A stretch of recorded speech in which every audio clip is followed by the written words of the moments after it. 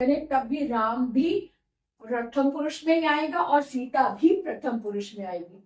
इतनी बात क्लियर हो गई ना। अब ये भी पता चल गया कि मध्यम पुरुष में तुम की बात होती है। तुम एक वचन, तुम द्विवचन, यानी तुम दो द्विवचन हो गए, और तुम सब है तो वो बहुवचन। ठीक है ना, बहुत सी बातों के लिए, बहुत सी वस्तुओं के लिए तुम एक, तुम दो, तुम सब। क्लियर है ना।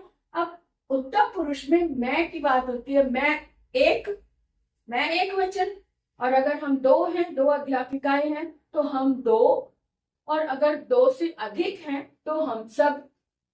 ठीक है ना। अब ये बात आपने अच्छे से समझ ली।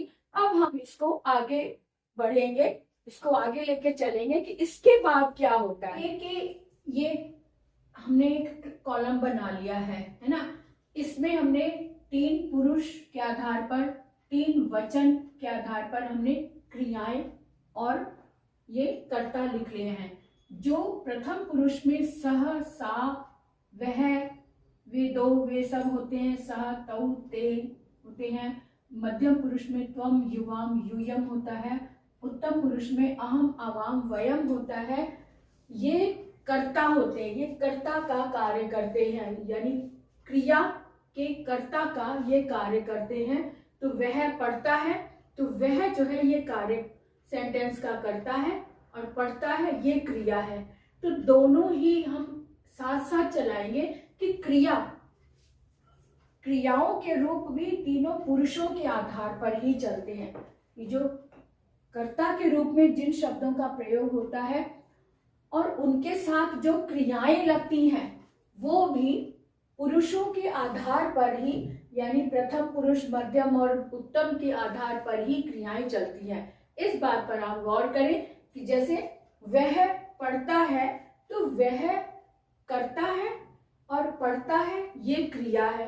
तो क्रिया और कर्ता दोनों ही इस पुरुष के आधार पर ही रखे जाएंगे। कैसे, इसको हम विस्तार से देखेंगे कि कैसे। अब ये 3 कॉलम बने हुए हैं, है ना, एक, और हर एक खाने में 3 ये सर्वनाम है।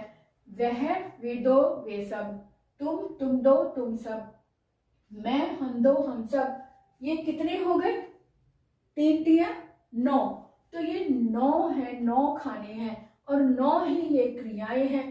क्रियाओं को भी हम इस कॉलम के आधार पर ही देखेंगे कि प्रथम पुरुष में भी 3 ही है, पढ़ता है, पढ़ते हो, और सब पढ़ते हैं। मध्यम पुरुष में भी एक, तुम पढ़ते हो, तुम दो पढ़ते हो, तुम सब पढ़ते हो। क्योंकि मध्यम पुरुष तुम के लिए आता है, इसलिए यहाँ पढ़ते सिर्फ लिखा, यानी तुम इसमें विजिबल है, नहीं है, विजिबल नहीं है, यानी कि ये तुम के लिए आया है। तुम पढ़ते हो, तुम दो पढ़ते हो, तुम सब पढ़ते हो।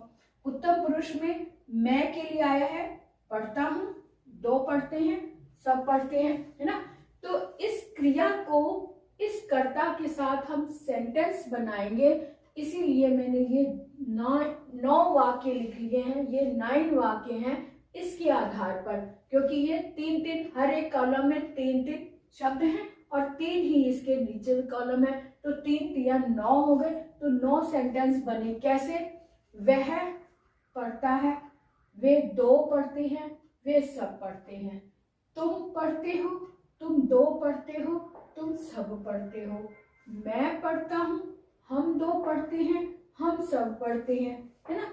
तो इसको हमने देखना है कि इस कॉलम के साथ इसको कैसे जोड़ेंगे। अब यहाँ जो कॉलम बना हुआ है पुरुष, वचन, इनको हमने जोड़ना है। कैसे? एक वचन, प्रथम पुरुष के एक वचन में व्यक्ति कौन सा व्यक्ति है? वह एक व्यक्ति, यानी एक वचन में एक व्यक्ति की बात हो रही है, और वो प्रथम पुरुष का एक व्यक्ति है। तो वह पुरुष भी हो सकता है, वह स्त्री भी हो सकती है, दोनों हो सकती है, जैसा कि अभी शुरू में बताया था। अब यहाँ पर वह की बात हम कर रहे हैं, है ना। तो प्रथम पुरुष एक वचन, अगर वह पढ़ता है तो वह की क्रिया को भी हम इस कॉलम में से ही लेंगे जो प्रथम पुरुष और एक वचन का कॉलम है। प्रथम पुरुष एक वचन से हमने कर्ता उठाया वह, और पढ़ता है ये भी प्रथम पुरुष के एक वचन की ही क्रिया हम लेंगे तो सह के साथ में पठती आएगा, क्योंकि पठ धातु के लट लकार के रूप ऐसे चलते हैं, पठती, पठता, पठंती, पठसी, पठता, पठत, पठावी, पठावह, पठामा। ठीक है ना, ऐसे याद किए थे ना हमने। तो तीनों पुरुषों के आधार पर और तीनों वचन के आधार पर ही हम सिलेक्ट करेंगे कि वह सह के साथ कौन सी क्रिया आएगी, क्योंकि सह प्रथम पुरुष एक वचन की क्रिया, प्रथम पुरुष एक वचन का सर्वनाम है या फिर नाम है। अगर हम कहें कि राम पढ़ता तब भी यही लेंगे, और अगर वह पढ़ता तब भी हम प्रथम पुरुष एक वचन का ही शब्द लेंगे। अब प्रथम पुरुष एक वचन से हमने ये वह उठाया और यहाँ लगा दिया। अब वह प्रथम पुरुष एक वचन के वह को हम सह बोलते हैं पुल्लिंग में, तो यहाँ पर हमने सह लगा दिया इस तरह से, ये सह लगा दिया है ना। अब इसकी क्रिया को भी हम इसी तरह से लेंगे, प्रथम पुरुष एक वचन की ही क्रिया होगी, इस बात का आपने ध्यान रखना है। वह पढ़ता है, वह प्रथम पुरुष एक वचन से हमने इस कॉलम में से हमने ये उठाया, तो इसकी क्रिया भी हम प्रथम पुरुष के एक वचन की ही उठाएंगे। तो ये पठती जो है ये प्रथम पुरुष एक वचन की क्रिया है, इसलिए हम सह के साथ में पठती को जोड़ देंगे। ठीक है, सह के साथ हमने पठती को क्यों जोड़ा, क्योंकि सह जो है वो प्रथम पुरुष एक वचन में से हमने उठाया। ये एक वचन का कॉलम है ना, प्रथम पुरुष एक वचन से हमने सह उठाया, क्योंकि ये पुल्लिंग की बात हो रही थी, वह पढ़ता है, वह पढ़ता है, इससे पता चल रहा है ना ये पुल्लिंग है, इसलिए हमने पुल्लिंग वाला शब्द लिया सह। और यहाँ पर क्रिया में, क्रिया चाहे स्त्रीलिंग के लिए हो चाहे पुल्लिंग के लिए हो, क्रिया में कोई अंतर नहीं आता। पठती स्त्रीलिंग के साथ भी पठती ही आएगा और पुल्लिंग के साथ भी पठती ही आएगा। अगर हमने सा लिया तब भी पठती आएगा, अगर हमने सा लिया तब भी वो पठती ही आएगा, लेकिन पठती ही हमें लेना है प्रथम पुरुष एक वचन के कॉलम में से। ये आपने ध्यान से देना है, ध्यान से सुनना है कि प्रथम पुरुष एक वचन में से हमने सा लिया, तो प्रथम पुरुष एक वचन की ही क्रिया को हमने उठाया और यहाँ लिख दिया सह पठती। ठीक है, अब हम आगे बढ़ते हैं कि प्रथम पुरुष द्विवचन में आते हैं। द्विवचन में हमने दे लिया कि तौ, क्योंकि वे ये है वेदो, तो वेदो हिंदी में वेदो, तो वेदों को हमने संस्कृत में तौ लिया, क्योंकि तौ पुल्लिंग सह तौ ते होता है ना, तो तौ पुल्लिंग द्विवचन है, तो द्विवचन के लिए वे दो पढ़ते हैं, तो इसको द्विवचन के कॉलम में से ही हमने क्रिया को भी उठाना है। तो प्रथम पुरुष द्विवचन का कॉलम ये है, तो प्रथम पुरुष द्विवचन में पठता आ रहा है, तो पठता को ही हम वहां रखेंगे। किसके साथ, ये पठता को हमने उठाया इस तौ के साथ, तो तौ को हमने यहां रखा, तौ को हमने यहां रखा, क्योंकि तौ का मतलब होता है वे दो, तो वे दो हैं, दोनों हैं, तो वे दोनों पढ़ते हैं, इसलिए तौ और ये वाला पठता हमने यहाँ पर रखा, लगा दिया। तौ पठता का मतलब हो गया वे दो पढ़ते हैं।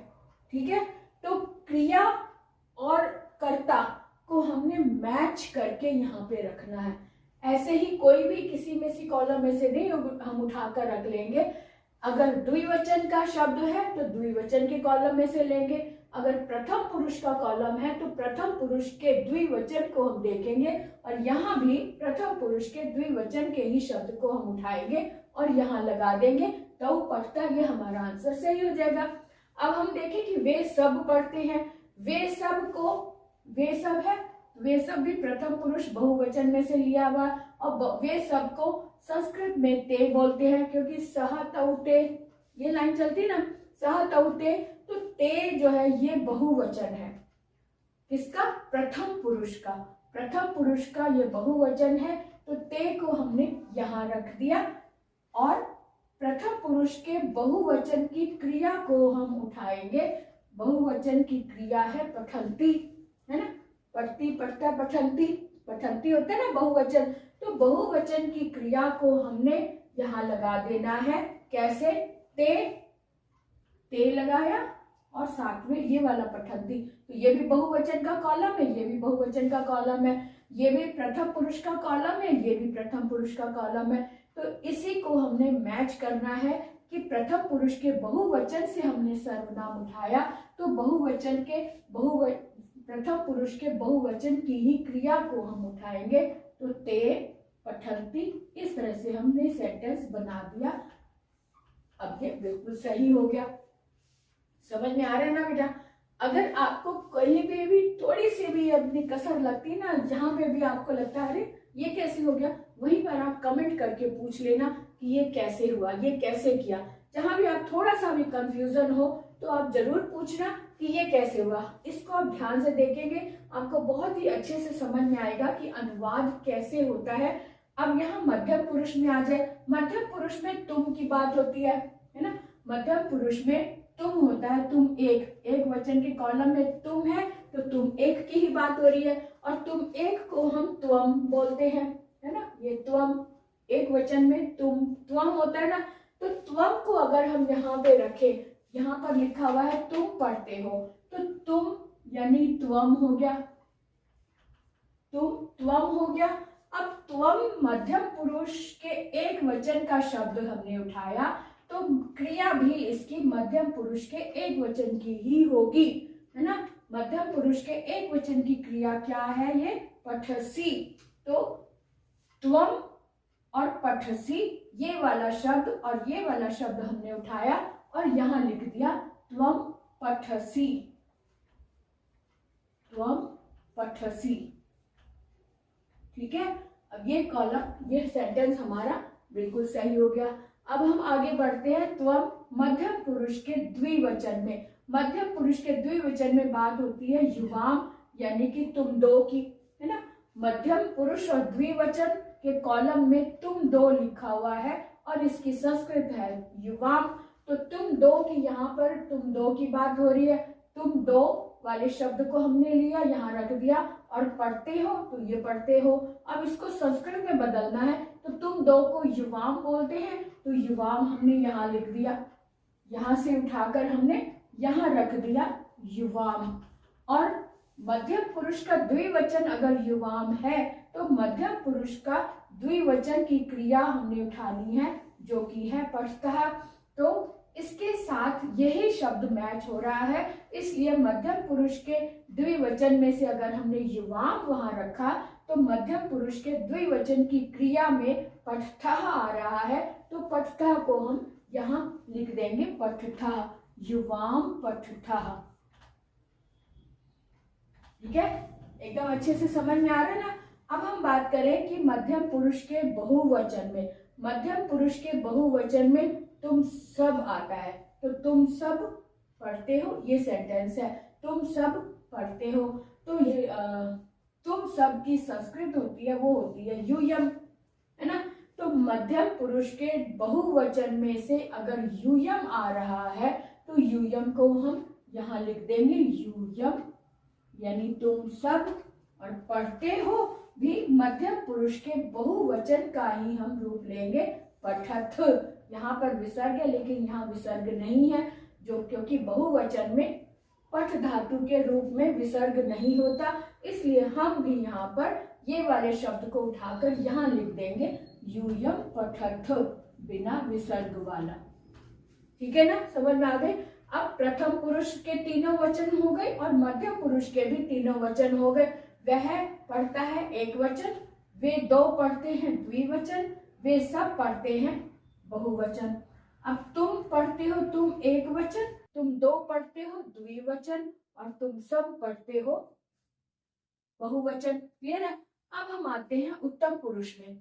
उत्तम पुरुष में बात होती है मैं की, यानी मैं को संस्कृत में अहम बोलते हैं, तो मैं पढ़ता हूँ, मैं पढ़ता हूँ, और इसकी संस्कृत के लिए भी हमने मैं के लिए अहम को लिया, अहम को हमने यहाँ लिख दिया अहम, अहम। और उत्तम पुरुष का एक वचन अगर अहम दे रहा है, तो उत्तम पुरुष के एक वचन से ही हम क्रिया उठाएंगे, जो कि होगी पठामी। तो अहम के साथ पठामी को हम शब्द लेंगे और यहाँ लिख देंगे अहम पठामी। ठीक है ना, उत्तम पुरुष में पठामी होता है और एक वचन में होता है, और मैं को भी एक वचन में इसे लेते हैं और अहम भी एक वचन का ही है। तो अहम पठामी, संस्कृत हिंदी में मैं पढ़ता हूँ और संस्कृत में अहम पठामी। क्लियर हो रहा है। अब हम आते हैं द्विवचन में। उत्तम पुरुष के द्विवचन में शब्द होता है हम दो। हम दो पढ़ते हैं, है ना। और संस्कृत में हम दो को आवाम बोलते हैं, तो यहाँ पर हम लिख देंगे आवाम। इस शब्द को हम यहाँ से उठाकर यहाँ लगा देंगे, क्योंकि ये उत्तम पुरुष का द्विवचन है और यहाँ पर भी दो की बात हो रही है, इसलिए हम द्विवचन के आवाम को उठाया और हमने और यहाँ लिख दिया। अब द्विवचन की ही क्रिया लेनी है। उत्तम पुरुष के द्विवचन की क्रिया में आ रहा है शब्द पठावह, तो आवाम के साथ में हम क्रिया लगा देंगे पठावह की। ठीक है, और ये सेंटेंस हमारा कंप्लीट हो गया। हम दो पढ़ते हैं, आवाम पठावह, ये इसका अनुवाद हो गया। अब बात करते हैं बहुवचन की। हम सब, हम सब यानी कि बहुवचन में से आ रहा है। हम सब ये उत्तम पुरुष के बहुवचन में आ रहा है हम सब, और उत्तम पुरुष के बहुवचन के संस्कृत को हम वयम लेते हैं, यानी वयम माने हम सब हो गया।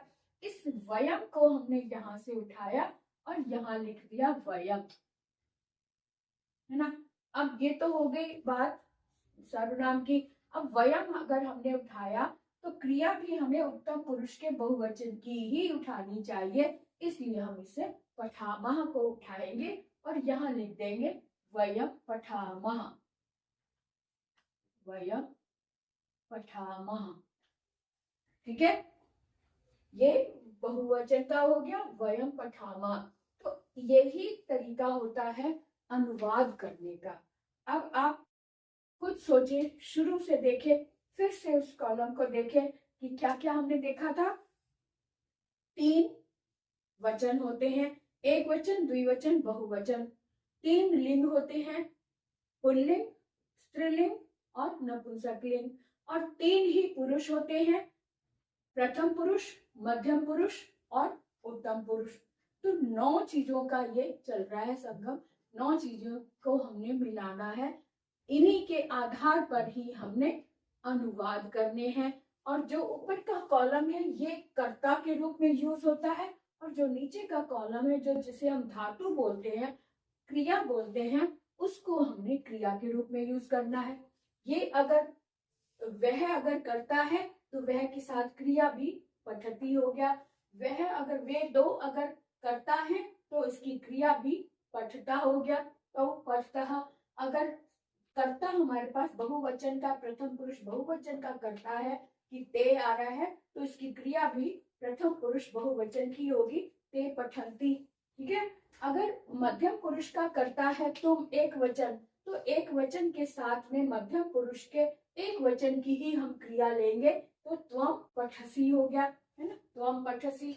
ऐसे ही अगर मध्यम पुरुष के द्विवचन की का हम कर्ता लेते हैं, वे दो, तुम दो आ रहा है, तो तुम दो के साथ में इसकी क्रिया भी मध्यम पुरुष के द्विवचन की ही लेंगे, तो युवाम के साथ में पठता हो गया है। त्वम एक वचन और पठसी भी एक वचन, युवाम द्विवचन और पठता भी द्विवचन हो गया। अब यूयम का मतलब बहुवचन है, यानी मध्यम पुरुष का बहुवचन ये यूयम है, तो मध्यम पुरुष के बहुवचन की ही हम क्रिया लेंगे, यूयम पठत, है ना। अब आते हैं उत्तम पुरुष में। उत्तम पुरुष में भी अगर इसका सर्वनाम यानी कि इसका कर्ता एक वचन है, अहम आ रहा है, तो इसकी क्रिया भी उत्तम पुरुष के एक वचन की ही लेंगे, अहम के साथ में पठामी ही आएगा। अब आगे देखिए, उत्तम पुरुष के द्विवचन में अगर आवाम आ रहा है, तो उत्तम पुरुष के द्विवचन की क्रिया पठावह आएगी, तो यानी आवाम के साथ में पठावह लगाएंगे। और उत्तम पुरुष के बहुवचन में अगर वयम कर्ता आ रहा है, कर्ता वयम है, तो इसके उत्तम पुरुष की क्रिया भी पठामह, यानी वयम के साथ में पठामह लगाकर हम सेंटेंस बना देंगे, हम सब पढ़ते हैं।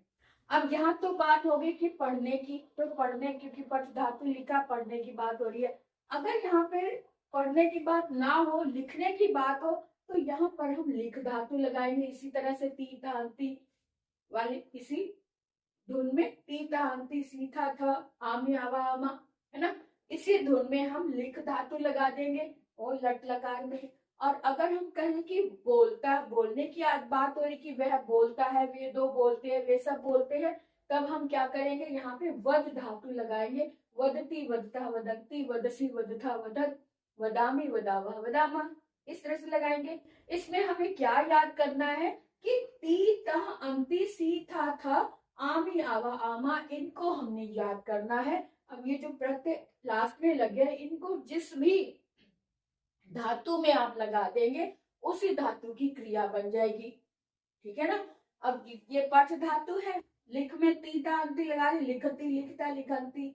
वद में लगा दिया तो वदती वदता वदंती, है ना। अगर धाव में लगा दिया तो धावती धावता धावंती। अगर दौड़ने की बात हो रही है, वह दौड़ता है तो धाव आ गया। और अगर हम कहें कि वद की बात हो रही तो वह बोलता है, या फिर चलने की बात आ रही तो चलती चलता चलंती, ऐसे हो जाएगा।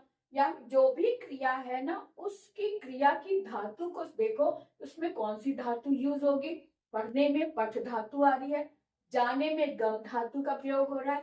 गम धातु के रूप गच्छ में चलते हैं, गच्छति गच्छता गच्छन्ति, तो यहाँ पर हम पठ के स्थान पर गच्छ लगाकर गच्छति गच्छता गच्छन्ति। अगर आता है कि वह जाता है तो पठती आ जाएगा, वे दो जाते हैं पठता आ जाएगा। तो धातु को हमने चेंज करना है, जो भी शब्द हमारे पास है उसके आधार पर हमने क्रिया को या फिर धातु को हमने बदलना है। सिर्फ ये याद रखना है, ती तह अंति के साथ उसके जोड़ते चले जाएंगे और उसी रूप की जो धातु हम लगा देंगे उसी धातु का रूप बन जाएगा। लट लकार में बात क्लियर हो गई। अब लट लकार के अलावा भी लकार का मतलब क्या होता है ये भी समझ लो। लकार का मतलब होता है काल, जिसे हम इंग्लिश में टेंस बोलते हैं। तो लट लकार यानी वर्तमान काल, है ना। लंग लकार यानी भूतकाल और रिट काल यानी कि भविष्य काल। तो लकार का अर्थ होता है समय, या जिसे हम काल बोलते हैं, जिसे हम इंग्लिश में टेंस बोलते हैं, तो वही ये लकार का मतलब है। क्लियर हो गया। अब ये लट लकार की बात हो रही है, ताह ते आ रहा है, इसलिए हमने लट लकार लगाया। और अगर इसमें आता कि पढ़ेंगे, गे की वाली बात आती तो हम इसमें लिट लकार के रूप लगाते। लिट लकार में भी इसी तरह से तीता अंति ही आता है, लेकिन उसमें श और लग जाता है। पठिष्यति पठिष्यता पठिष्यन्ति, इस तरह से रूप हो जाएंगे। नेक्स्ट वीडियो में मैं आपको ये बताऊंगी कि लट लकार में अगर ये रूप बने हैं तो दूसरे लकारों में रूप कैसे बनेंगे, इस बात पर बात करेंगे। तो आज के लिए इतना ही। आप कमेंट करें, जहां इसको अच्छे से अध्ययन करें, जहां आपको समझ ना आए आप वहां कमेंट करें। सुबह मैं लाइव क्लास भी लेती हूँ। संडे को अगर आपकी छुट्टी होती है तो संडे को आप लाइव क्लास अटेंड करें, या आपको जो टाइम सूट करता है आप मुझे वो भी लिख के दे सकते हैं, बता सकते हैं कमेंट में कि आपको लाइव क्लास के लिए ये टाइम सूट करता है, तो मैं आपके लिए उस टाइम पर भी आने का प्रबंध करूंगी। तो आज के लिए इतना ही, फिर मिलेंगे। Bye bye. आप मेरे चैनल के मेंबर भी बन सकते हैं। जो ज्वाइन बटन लिखा होता है, ज्वाइन को आप पुश करें, वहां आपको सारी जानकारी मिल जाएगी। आप ज्वाइन बटन पुश करके मेरे चैनल के मेंबर बन सकते हैं, ताकि हर वीडियो आप तक पहुंचे, हर नॉलेज आप तक पहुंचे। ओके बाय, विराम लेते हैं। जय हिंद, जय श्री राम।